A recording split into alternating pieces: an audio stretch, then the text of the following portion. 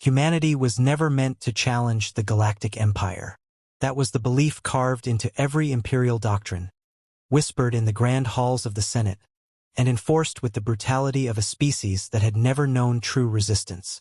The empire spanned thousands of systems, crushing lesser civilizations under its heel, ruling with an arrogance that came from millennia of absolute power. To them, humans were nothing, another primitive race, barely clawing their way into the stars. Weak, defenseless, a minor inconvenience at best. When the Empire's envoys arrived on Earth, they did not come with treaties. There were no diplomatic exchanges, no offers of unity. They came with warships that blotted out the sky, demanding submission. Humanity had no choice. Against fleets armed with weapons that could shatter moons, against soldiers clad in armor that could withstand artillery fire, there was no hope of resistance. Earth's leaders surrendered within days. It was the only logical choice. The terms were simple: humanity would serve. Their colonies would be stripped for resources. Their people would be given a place in the empire, as workers, as soldiers, as bodies to fuel the machine of expansion. But humans were never truly accepted. To the empire, they were vermin, beasts too stubborn to die quietly. Imperial officials made no effort to hide their contempt. Military officers laughed as they assigned human soldiers to the most suicidal of missions. Governors imposed laws so suffocating that entire generations knew only suffering. Then came the massacres. The colony of Epsilon Prime had been home to 20 million humans. A thriving world, rich in industry, built from nothing by those who had refused to let imperial rule crush them. It was proof that even in servitude, humanity would not break. And that could not be allowed. The Empire's rulers decreed that the colony be made an example. The orbital bombardment lasted for hours. Firestorms raged across continents, reducing cities to molten slag. Those who tried to escape were shot down by patrol ships, their screams lost in the vacuum of space. The message was clear: resistance would be met with annihilation. But the Empire had made a mistake. They believed fear would keep humanity in line, that the destruction of one colony would break their spirit, that the species they had dismissed as weak would cower in submission.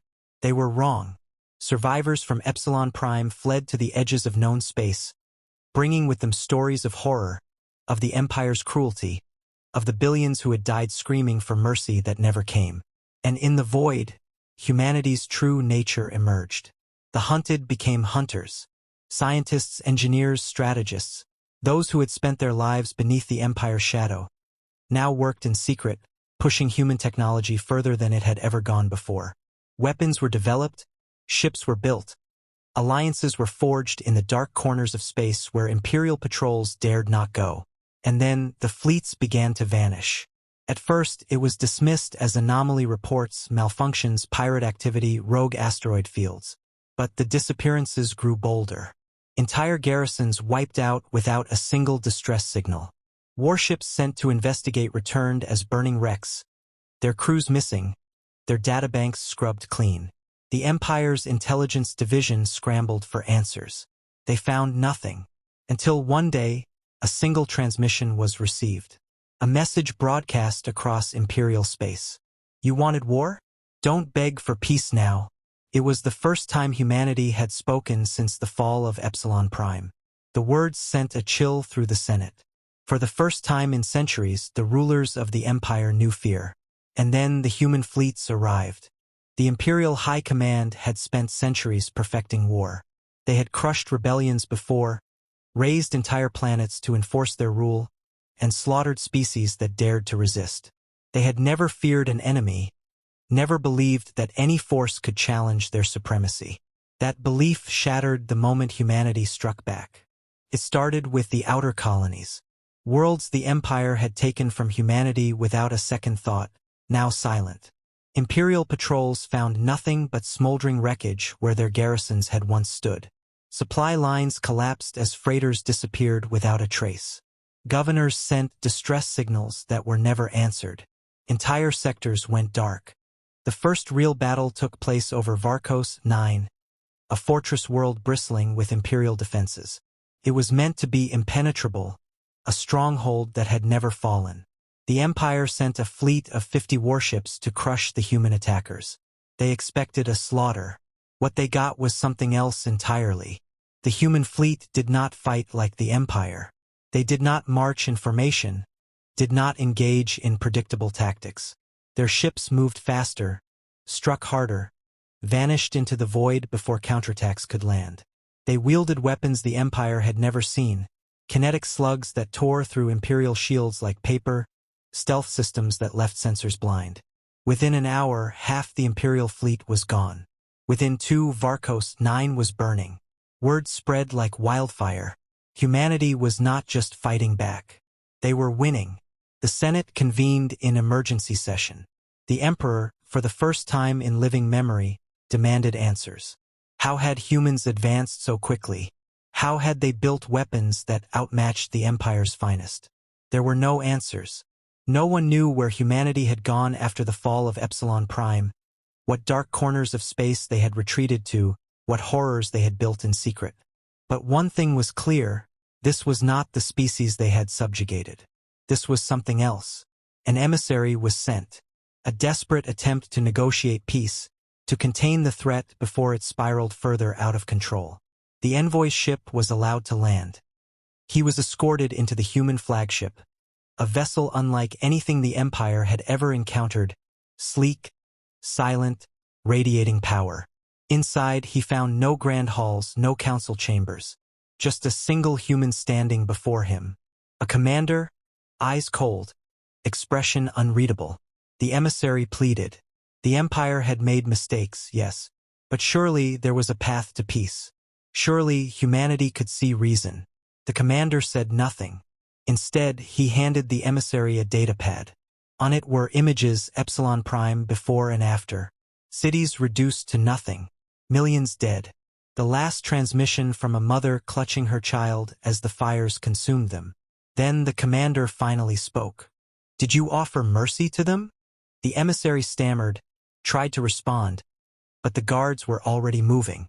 He was escorted back to his ship. He never reached Imperial space. His vessel was found drifting weeks later, crew missing, the words, "No mercy," carved into the hull. The message was clear. Humanity was not here to negotiate. The war escalated. Imperial forces scrambled to defend their territories, but no strategy worked. The Empire relied on sheer numbers, overwhelming their enemies with superior firepower. But against humanity, numbers meant nothing. Every battle was a massacre, every engagement a lesson in terror. The Empire's ships were torn apart before they could fire a shot. Their elite legions were slaughtered in the ruins of their own fortresses. And then humanity reached the Imperial core. The capital world, Imperial Prime, had never known war. It was the heart of the Empire, the seat of power, a symbol of eternal rule. The Senate believed it was untouchable. That illusion ended when human warships appeared in orbit. Panic erupted. The Emperor's guards rushed to fortify the palace. Senators fled in droves. The defense fleet scrambled into position. None of it mattered. The bombardment began without warning. Towers of marble and gold, symbols of imperial dominance, crumbled beneath the first wave of kinetic strikes. The sky turned black with smoke as entire districts vanished in fire. On the ground, the survivors could only watch as humanity's wrath unfolded. The Empire had believed itself untouchable, invincible. Now, as their world burned around them, they understood the truth. The war was over. The Empire just hadn't realized it yet. The Emperor had never known fear. For centuries, he had ruled over countless worlds, his power unquestioned, his word law. The Empire had always been the hand that crushed rebellion, the force that decided the fate of lesser species. He had seen civilizations rise and fall at his command, had watched kings and warlords grovel before him, begging for mercy they did not deserve. Now it was his people who begged. The once proud imperial fleet lay in ruins, shattered remnants drifting lifelessly in the void.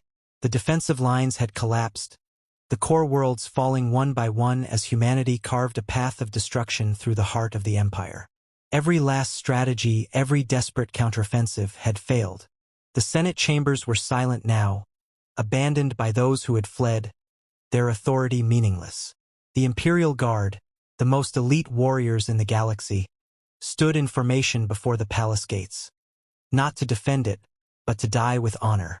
The Emperor had always believed humanity to be weak. He had seen them as nothing more than another species to be conquered, to be broken and reshaped under imperial rule. But standing in the ruins of his own palace, hearing the distant roar of human warships cutting through the burning skies, he understood the truth. Humanity had never been weak.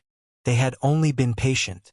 The first human soldiers stepped into the throne room without hesitation.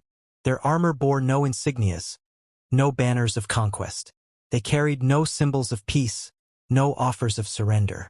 They moved like shadows, their weapons still warm from the blood of those who had stood in their way. The Emperor straightened his robes, lifting his chin as he met their gaze. He would not beg. He was still the ruler of the Empire, even if that empire was nothing more than ashes. He opened his mouth to speak, to offer a final declaration, a final threat. A single shot echoed through the chamber. The Emperor collapsed, his golden robes staining crimson, his crown rolling across the cold marble floor. No words were spoken, no proclamations made. His death was not an execution. It was an inevitability. Across the galaxy, the news spread faster than the fires consuming Imperial Prime. The Empire, the great and eternal dominion that had ruled the stars for millennia, was no more. Its worlds, once united under a single rule, now crumbled into chaos. Some tried to resist, clinging to the last remnants of a dying order. Others surrendered without a fight. They were broken the moment they realized the Emperor was dead. Humanity did not slow. There would be no mercy, no peace talks, no treaties to preserve what little remained of the old regime. The Empire had ruled with fear. Now fear would be their legacy. Survivors fled into deep space, scattering like insects before a storm. Loyalist factions attempted to regroup, seeking safe havens among the ruins of their once great civilization. But humanity was relentless. They tracked down every last fleet, hunted every last warlord who dared to call themselves an heir to the throne. There would be no second coming of the Empire, no return to power. By the time the fires burned out, there was nothing left but silence. The war was over. The Empire was nothing more than a memory, its worlds reduced to ruins, its rulers erased from history. What had once been the most powerful force in the galaxy now existed only in whispers, in the remnants of shattered fleets drifting through the void. There were no more battles to fight, no more enemies to crush. Humanity had won. But victory did not bring celebration. There were no parades, no cheers, no grand declarations of conquest. The soldiers who had fought in the war did not see themselves as heroes. They did not revel in the destruction they had wrought. They had done what was necessary, what the Empire had forced upon them. Nothing more. Across the former imperial worlds, the last remnants of resistance crumbled. The governors who had once ruled with an iron fist now knelt in the dirt, stripped of their power, their titles meaningless. The aristocrats who had feasted on the suffering of others fled into hiding, knowing that there would be no trials, no second chances. The Empire had shown no mercy. Neither would humanity. But humans did not seek to replace the Empire. They did not claim the throne, did not carve out an empire of their own. The war had never been about conquest. It had been about justice, about ensuring that no species would ever again suffer beneath the boots of those who had believed themselves to be gods. Some of the conquered worlds welcomed their new reality, grateful to be free from imperial rule.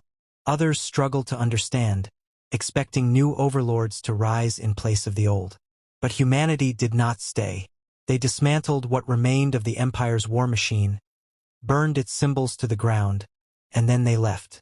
Their message was clear. They had not come to rule. They had come to end those who had. In the dark corners of the galaxy, those who had once feared the Empire now looked to the void with new caution. The lesson had been learned.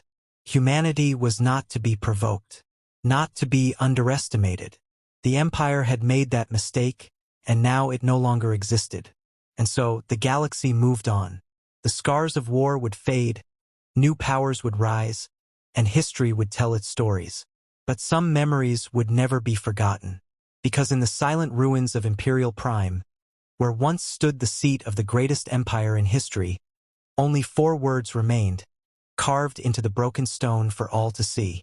No mercy, no remorse,